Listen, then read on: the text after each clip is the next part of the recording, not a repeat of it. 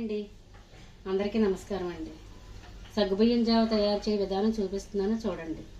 ఇది మన ఆరోగ్యానికి చాలా మంచిది. అప్పుడప్పుడు తయారు చేసుకొని తాగితే చాలా మంచిదండి. ఇదిగోండి గ్లాసు. మీరు ఏ గ్లాస్ అయితే ఆ గ్లాస్ సగ్గుబియ్యం తగినంత నీళ్లు వేసి నానబెట్టుకోండి. అలా 2 గంటలు నానబెట్టుకున్నాక గ్లాస్ సగ్గుబియ్యానికి 3 గ్లాసులు వాటర్ వేసి ఇది వేస్తున్నాను చూడండి. నేను ఈ గ్లాస్తో సగ్గుబియ్యం తీసుకున్నానండి కనుక ఈ గ్లాస్తో 3 గ్లాసులు వాటర్ వేస్తున్నాను.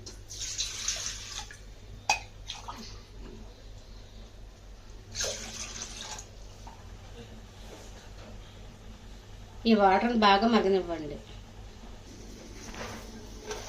ఓకేనండి, నీళ్ళు బాగా పొరలేయి కదా, ఇందులో నానబెట్టుకున్న సగ్గుబియ్యాన్ని వేసేయండి.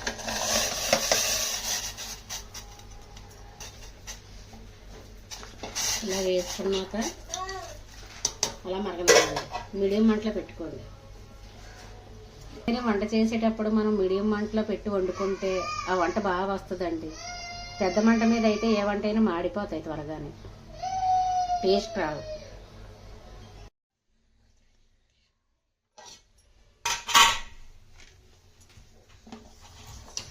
ఇదిగోండి బాగా ఉడికిద్ది సగ్గుబియ్యం. ఇప్పుడు బెల్లం వేసుకోవాలి. మీకు నచ్చితే బెల్లం ఇంకా కొద్దిగా వేసుకోండి. మేము స్వీట్ ఎక్కువ తినాం కాబట్టి తక్కువ బెల్లం వేసుకుంటాం.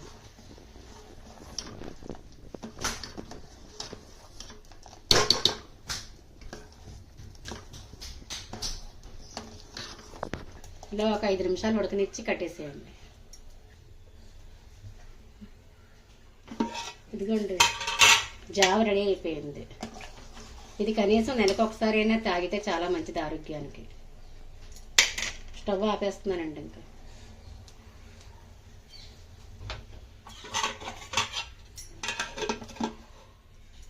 సరే అండి, ఉంటానండి మరి.